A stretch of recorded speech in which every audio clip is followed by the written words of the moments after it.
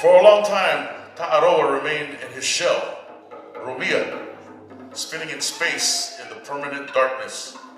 When Tā'u Ori broke his shell and emerged, he shook his feathers, and they became trees and greenery on the Whenua. At times I feel trapped, but dancing is how I break free and create my own space to share with the world. Ladies and gentlemen, dancer 282, Miss Jessy Munoz.